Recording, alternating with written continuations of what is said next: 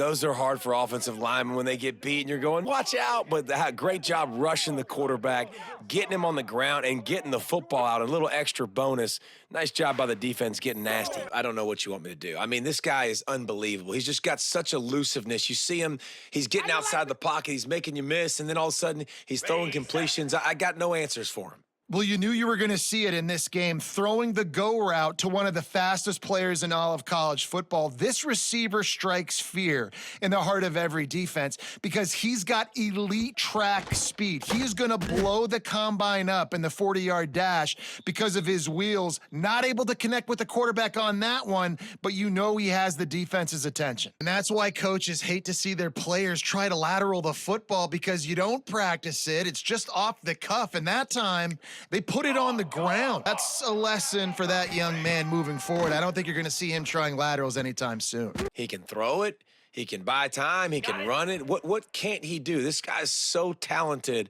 When he does stuff like this, there's no way to stop it. There's no way to coach a defense up against this. He's just really fast. The defense just lost track of him. There's no other explanation. I've got to assume they knew he was in an eligible position. Or it was just ridiculously good scheming on the offense, Reese. I mean, just an unbelievable job of getting your guy wide open. Well, I'm not sure who was closer to the receiver there, the defensive backs or us here in the booth. That was great execution on offense. Receiver wins the route one-on-one, shows off his speed, gets himself wide open. There was no question where the quarterback was going with that ball. You got to love that. On defense, one of the most critical statistics out there is how do you play on third down? How do you prevent the opponent from keeping drives alive? Right there, tackling the catch. You gave up the completion. Whoop-de-doo. You set up 4th and long. You're going to get the ball back. Go get some water and celebrate. Receivers work tirelessly, tapping that toe along the sideline, and it just looks so natural for him. It can't just be pat and go all the time, right? Reese just jogging down the field, ball hits you right in stride. Be able to make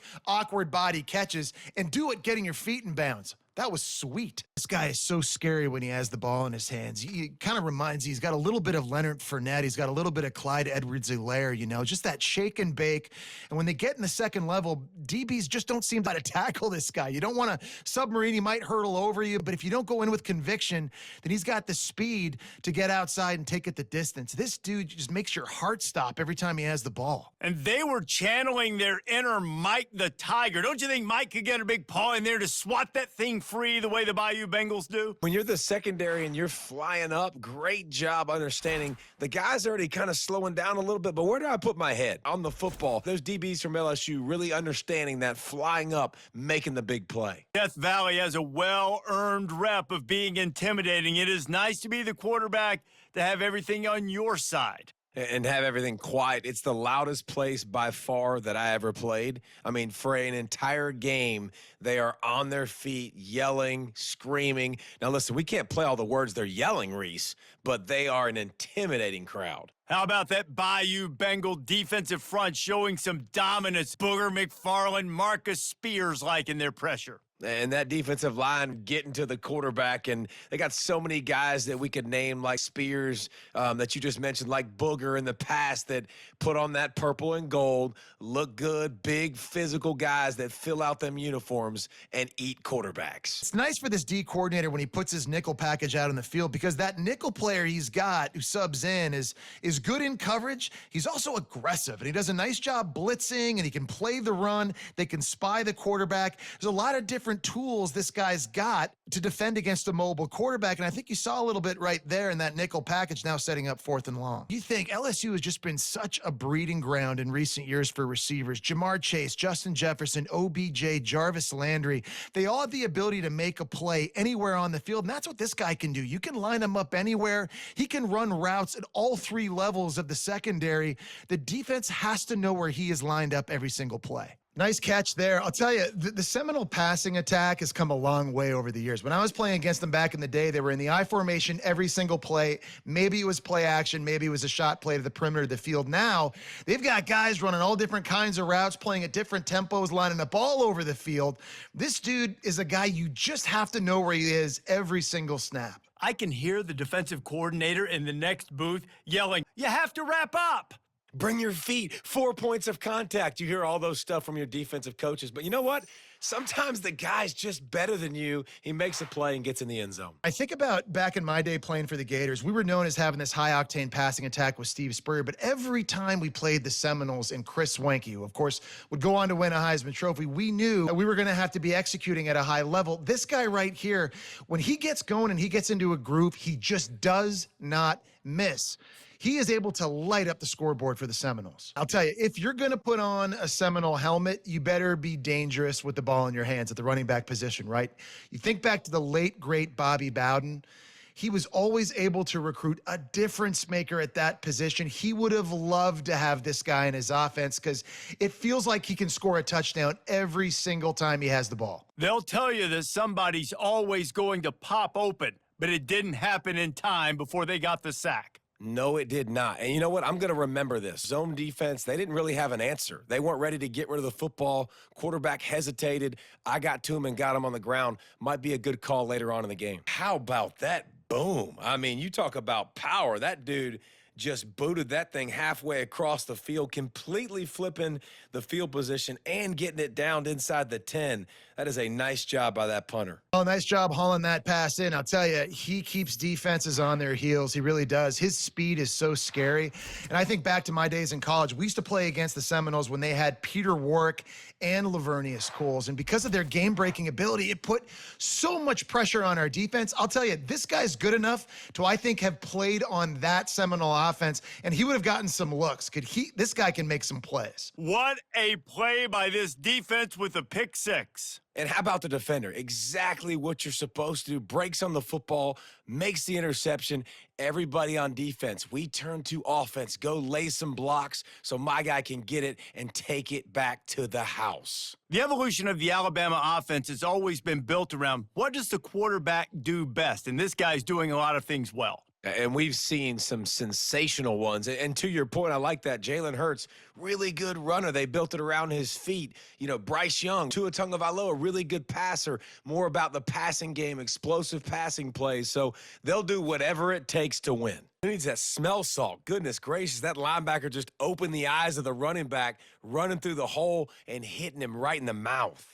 And, man, he may have to have the molars checked out after that one, but at least he was able to hang on to the football. Secure that football. It is hard to do when you get hit that hard, especially when you get that face right there on the football. Nice job by the back holding on to the ball. If you're going to play Bama tough, you're going to find out really early if you can handle the running game. Yeah, they're going to check your chin. I mean, they're going to come in and they're going to give you a steady diet of it. Even when they've had great quarterback play and spread the ball out, it's still a physical principle. They're going to make you stop the run. And if you can't stop it, it could be a long game. Think about the legacy Alabama has at the running back position. It's ridiculous. Mark Ingram won a Heisman, obviously. Derrick Henry, Josh Jacobs. I'm going to go back to Sean Alexander, who I played against back in the day, too. All these guys had speed. All these guys had vision and quickness. And this guy right here, he has all of those traits himself. Just another big-time talent in the Crimson Tide backfield. It's as if every play call with this guy, you've got the play that's called, and if that doesn't work, something that might even be more dangerous. How nice is that as an offensive coordinator, right, Reese? You know that even if what you called isn't exactly going to work, this guy can just pull a rabbit out of the hat. He can go backyard football and just take off. Man, this guy is fun to watch. As they unpack the pile, it's part of Ohio State's DNA to have a lethal running game.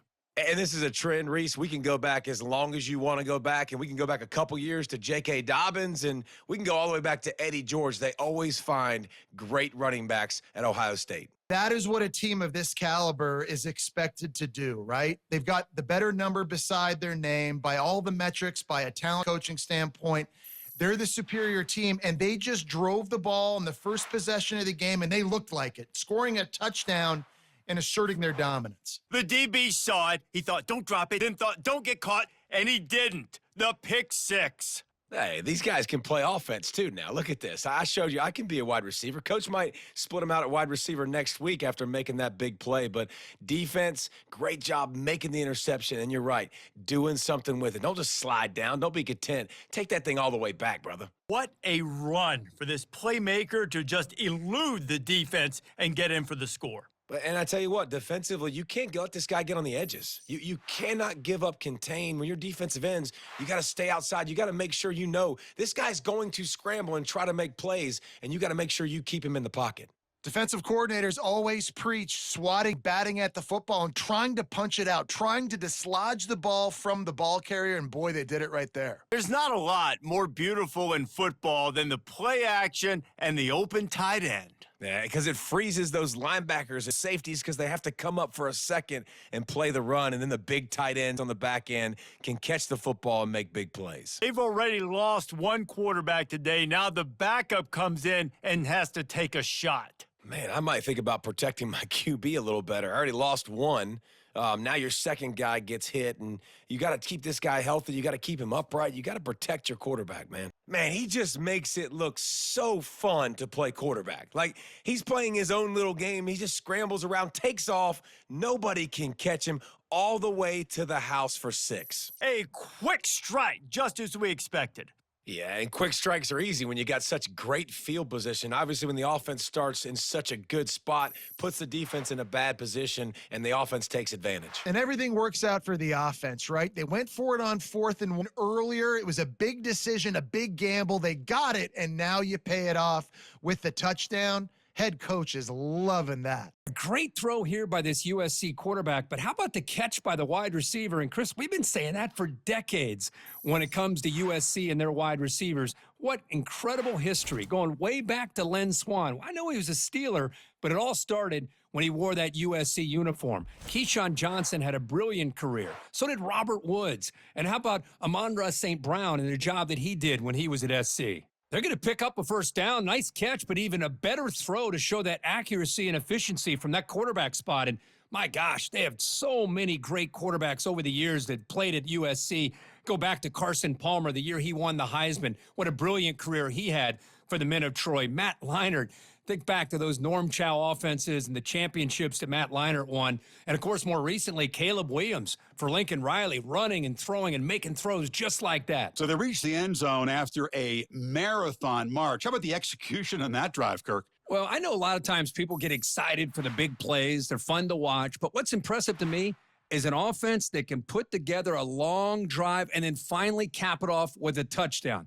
That way you don't have to always rely on the big plays. That's a great drive. He did that one all by himself. Make a few guys miss, turn on the afterburners, and boom, everybody's toast. And that's why you got him back deep, because that guy can do that. You got to be explosive and quick and have good vision, and you see all those things on one punt return, takes it back to the house, makes people miss, turning on the gas. Great job, great return. You think about Michigan, you think so many legacy, incredible backs that they've had over the years. Tim Biakabatuka and Tyrone Wheatley and Leroy Horde. Man, so many good backs have come through Ann Arbor. But how about the push up front by the big fellas here?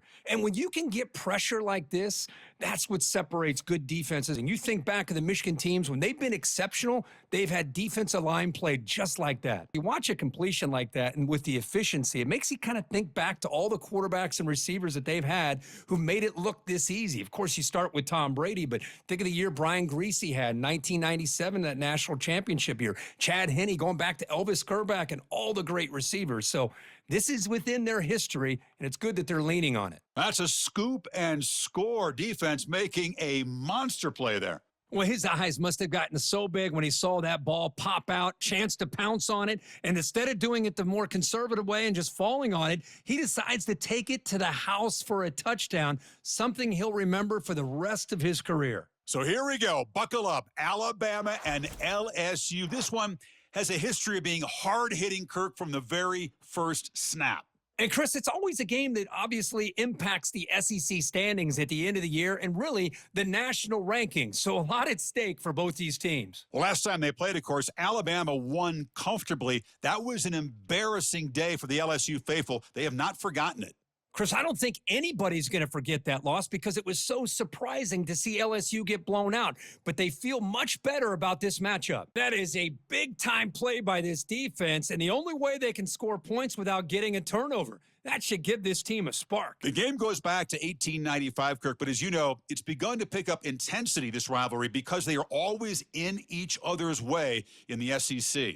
Yeah, this rivalry doesn't necessarily have the history, even though it does go back to 1895. But you're right. Things seem to change when the SEC split East and West. It became a battle about who would represent the West, the winner typically between Alabama and LSU. It seems like every year from that point on, it's a game we all point to before the season even starts. Wolverines of Buckeyes, everything that's gone into this game for 365 days is about to play out right now, Kirk. And there's just something right when you look out on that field and you see the colors on the field competing against each other. Maize and blue and scarlet and gray. Let's see what happens. Well, for many, this is the quintessential college football rivalry. It combines tradition, high intensity, and very often high stakes.